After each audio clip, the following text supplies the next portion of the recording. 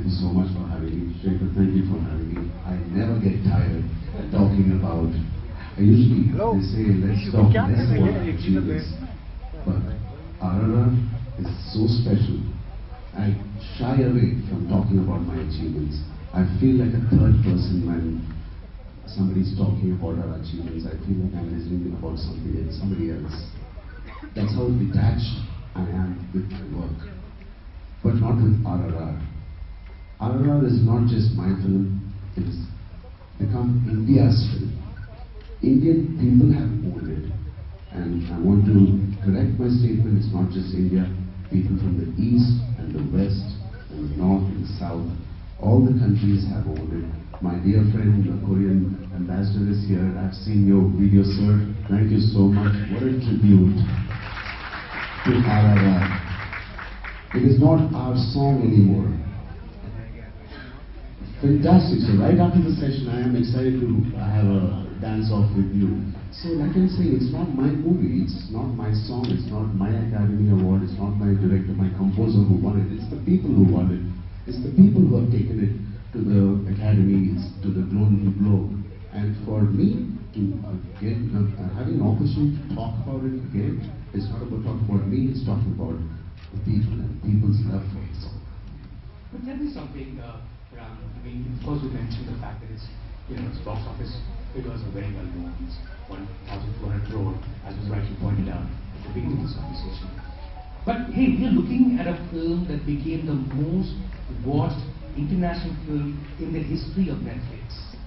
And pretty much everywhere you look, someone or the other is dancing to Nadu Nadu.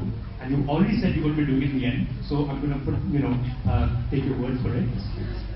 What explains this unique and universal connect to this particular film in an international way, in a way that everyone in the world could see and just be drawn to it? Shekhar, I really don't know what it is and what it takes to make a song like this and take an award on Hollywood or LA, going to those Golden Globes. I really don't know. When I did the song, we shot this song for 17 odd days. When I talk about that song, my knees still wobble. I get knee pains. So, I don't know. When you do, you just do it. And you do it for the passion of the song. And I swear to God, none of the team members knew it was going to reach. We were so happy for what the appreciation we got in India. The highest grosser, the highest grossing film in India. We were more than happy, and I actually moved on to my next project. And then we got a call saying, some theaters, the Chinese theater in LA, some audience are really appreciating your film. I said, okay, good. 250, 350 people, 650 people in the theater are enjoying it. And that became viral. And we've been getting calls from the best studios, the best film friends from the other industry.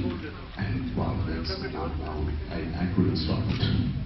So you just took it because it's just happening the way it is. There's no point in thinking and redoing this in any case. It is what it was. Did you have a crazy fan moment? Did you look at this person and go, what's going on? It's 95 years since our industry has begun. It took 95 years for our Indian film industry to get a recognition internationally. I'm just proud of that fact that the West or the East have taken interest in my films and our emotion, which is so rooted to our culture, our traditions, not aping any other country's feelings or emotions. This is a true Indian director, true Indian producer, a true Indian actor, and a true Indian emotion. This went across the globe and achieved what it achieved. I'm just proud. I thank my director for doing this. It is not a Hollywood studio hiring us as actors, casting us. No, this is a pure Desi film. Which makes complete sense, and you also became, in every way, the global face of India through its cinema, through the funds, and through RRR, of course. Now, I'm just wondering, if you were to meet, and you did meet so many filmmakers from across the globe when you were up there in the US, and other countries as well. If you were to invite filmmakers from across the world to this country to come and shoot, especially someone who's been in films for so long, what would the place, where would you start from? What kind of places would you definitely tell filmmakers from across the world to come and shoot here? What are the places that you shot at? Well, I've shot in many countries, from the east to the north. I've shot in Iceland, Right. the coldest. But the coolest place you shot here in India. In India? Yeah. So if you were to invite filmmakers You know, from around the world. it is so cliched right now if I say this. You won't believe. I swear to God, please guys, don't take me for this word. Kashmir is that kind of a place. I've been coming here because my dad is in the same industry. He's been working as an actor since 45 years. So I'm the second generation in my family. I was coming here since I was probably 1986. That's the first time I visited Kashmir. My dad has shot extensively in Gulmarg, Sonmarg, all these beautiful areas. I used to come as a child. It used to be something, if I was invited by my dad to Kashmir, it used to be like I have achieved something that summer, in the summer holidays. It's like an achievement. And you will not believe, I have shot in this auditorium 2016, in this beautiful auditorium in Kashmir, a movie called Dhruva, where I play police academy, graduating out of a police academy. I've shot in this, I've sat in that chair, and I've shot. And this place has something magical. It draws people. It draws the attention of people. And no matter what we hear about Kashmir or whatever, this is such a surreal feeling when you come to Kashmir. It's been 95 years Indian film industry has begun. It will take another 95 years to explore Kashmir, let me tell you that. It's that beautiful. In one lifetime, as a tourist, living, as an Indian, and I feel when I come to Kashmir as a place, because it's something I look up to. Wow, my dad is taking me to Kashmir, that means I've done something good. This is a beautiful, untapped place. And I also slightly feel people don't tap it too much, because it is so raw, it is so virgin, it is so unkept, so untapped. I want this beautiful paradise on earth to remain like this. Sometimes there are some beautiful forest reserves in India, from the north to the south, and most of it we speak and most of it is unknown. And especially in Andhra Pradesh, we have this Srinagar forest, Amravati. It's got the biggest tiger reserve. 65 plus tigers we have. It is the largest tiger reserve in India. And my wife works with the tribals and the community there to keep them occupied, not to indulge themselves in helping the poachers, giving them a job, the community, the cultural things they have, making wax, candles out of the bee honeys and the wax that it comes out of it, giving them some kind of job to continue and have them earn money. This is very important. I used to tell my wife, why don't you construct a beautiful resort like Ranthambore Forest or Kaziranga, Jim Corbett, she said. I was begging the government not to do anything here because the tigers are so peaceful in these tiger reserves that the tourists should not come and visit. We have such beautiful reserves. Now did I speak against the tourism? No, not at all. But so long as you keep that distance, right, I think you can do both tourism and sustainability. As Minister Singh pointed out, and I didn't realize he's an absolute encyclopedia in this cinema. He really wants you.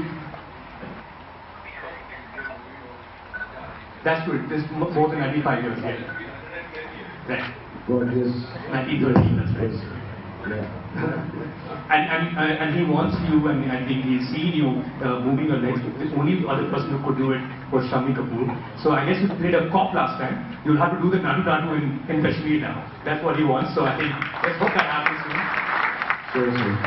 You're joining me.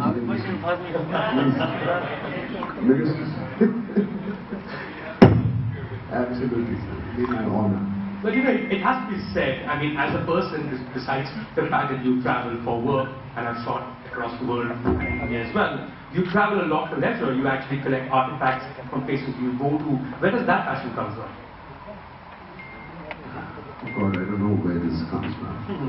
Because I'm not much into the art or the artifacts, but something that is meaningful and something that connects me to that city. When I go back, I usually collect something and it makes me remember of that country. And Europe has always been my favorite country. Now Japan has become my new favorite country. The culture, the people, it is a special country. I'll tell you why Japan. When we went to promote RRR in Japan, It's huge in Japan. it was huge. We did about 150 million in Japan, and I thank the Japanese audience. They are so warm. And it's in Japan. Why it's so famous, so special to me is my wife is carrying right now. She's in her 7th month, and the magic happened in Japan. So I will never forget Japan, and of course, to all the other G20 friends in the countries who have come here, each one are so special to India, the relationship with India, and especially film tourism. We all want to go and shoot in every country. All the countries are so rich in their culture, and we as Indian actors and Indian film, we want to explore our culture and their culture. I want to see how these two cultures can come together and create a phenomenon.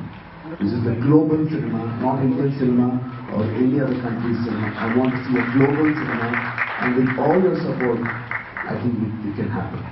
You know, as Mr. Kant also said, I mean, Indian cinema is also one of the ways that Indians have access to the world, right? And we've seen those places, we want to go there. To quote some recent examples, you think of Turkey. A lot of people want to go to Turkey after they saw Turkey in the Rakhine, right? A lot of Indians went to London in the 90s after they saw Dilwale Dulhaniya Le Jayenge. Everybody wanted to be there, right? Which is the same thing as how everyone wanted to go to Goa after Dil Chahta Hai. Other examples from your films where they've seen this and that's the country they want to go to, or films that you've seen and because you've seen them, that's the country you want to go to? Come to India. Please. I mean, India is so vast and it's so untapped. I don't know, a lot of people, Mr. Kashmir Valley, our Honorable Minister has educated us about the vastness of India, from the Thar Desert and the east and the mountains, which is so vast. And the south, we have the beautiful culture, the God's own country, the Kerala backwaters. There are so many. I think I want to explore India more. I don't think I want to travel for my next couple of films unless the producer and the director is from Hollywood. Right. I want to stick to my culture. I want to stick here, and I want to educate that our Indian sentiments are so strong. Our culture is so strong. There is a lot of dignity in our stories. Nowadays when you see, it's not about South India, North Indian movies, it's about the Indian Mitika story. Our Desi stories are coming out finally. And I'm sure that the other countries, when they see what is good, why should I go to an Indian cinema theatre? Why should I see an Indian cinema? Not to see what they've already experienced, they want to see what is India. And today our lovely directors are showing what is India on the silver screen.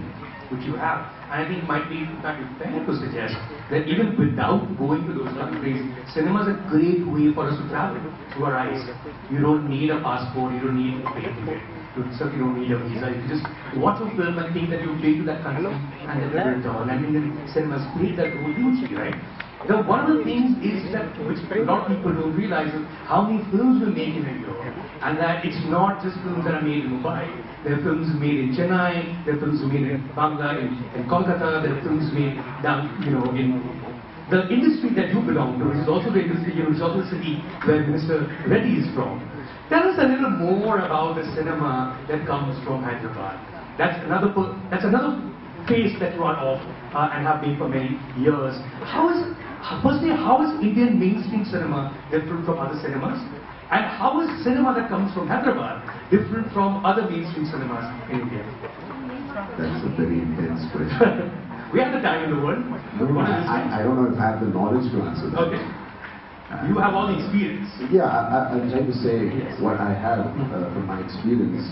There are much better people, legends, who can talk about this and give you the right answer.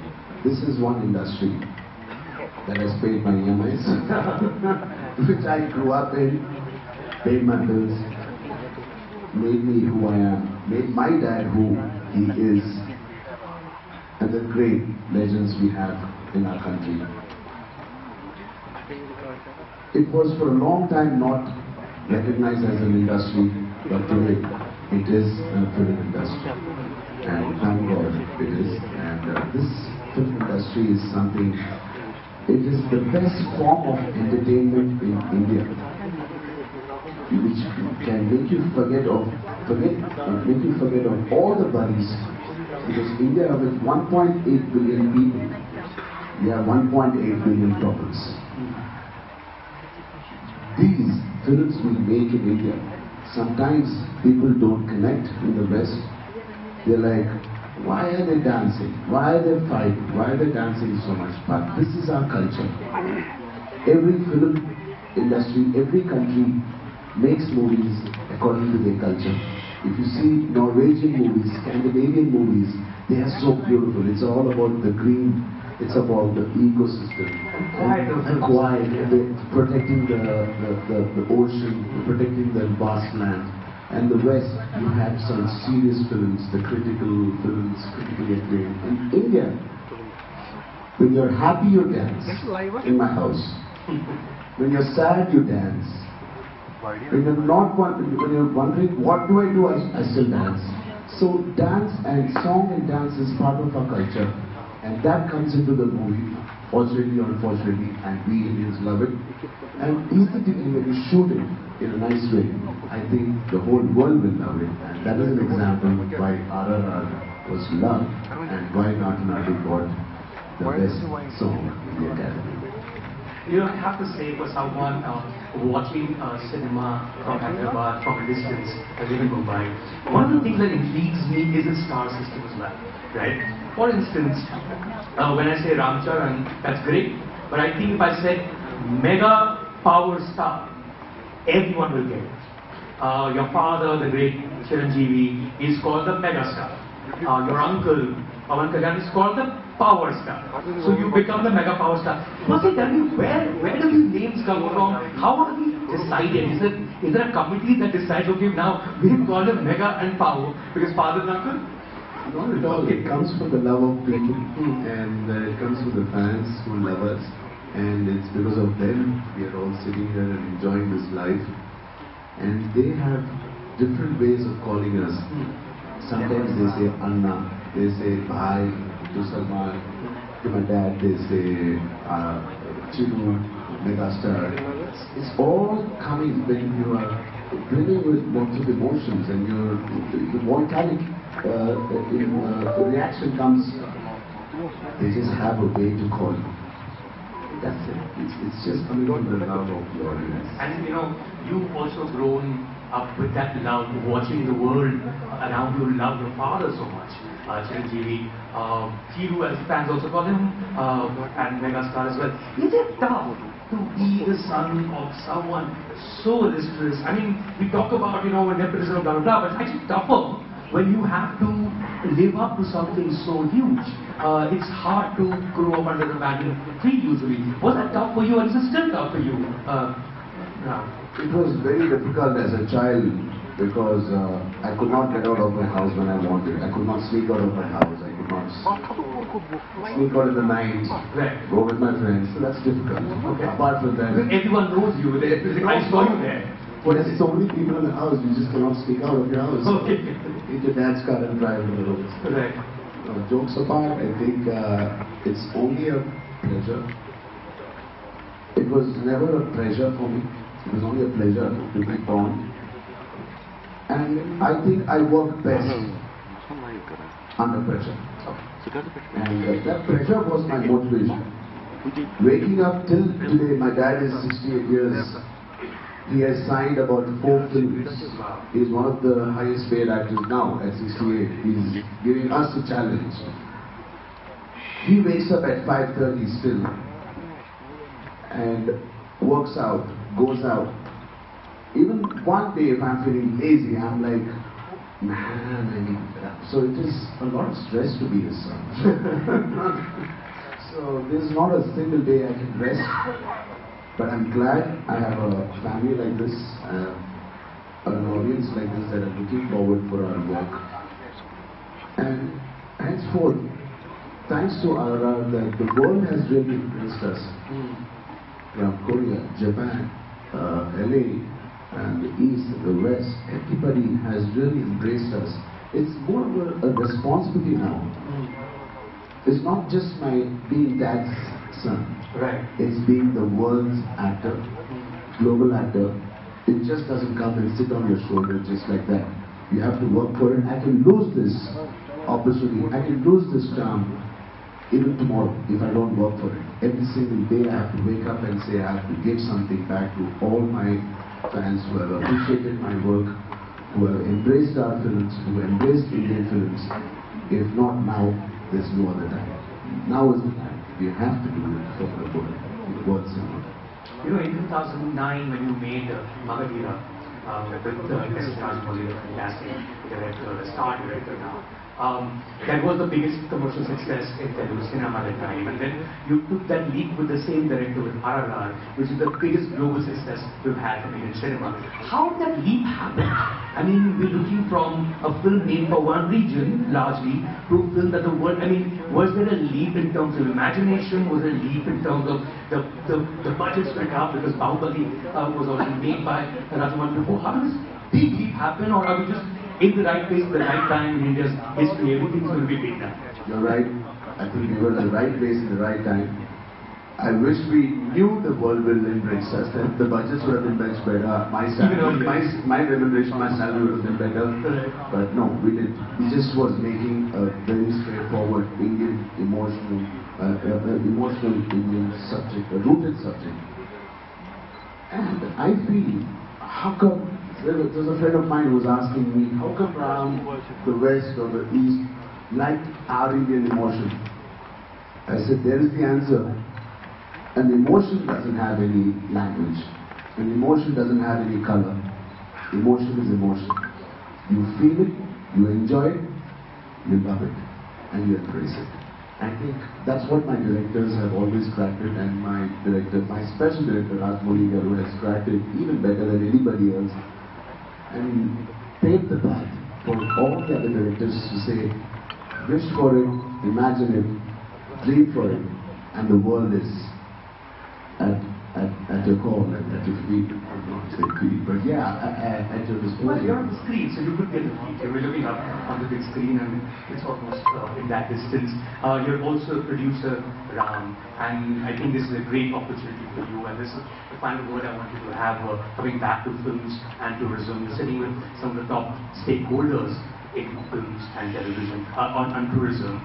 If you were to, and a policy is also going to be announced, if you were to give your wish list as a producer, as a filmmaker, on things that everyone should do to make sure that films and tourism are promoted simultaneously, what would your advice or your wish list be to all these people who are sitting here?